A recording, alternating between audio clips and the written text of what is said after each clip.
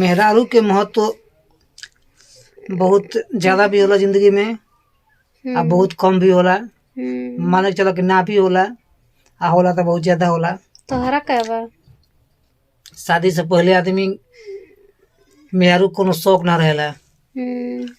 भले आदमी के रहन कि शादी फलना निके भइल फलना निके भइल, लेकिन जेकर शादी ना भइल ना ओकरा शादी की चिंता ना रहला।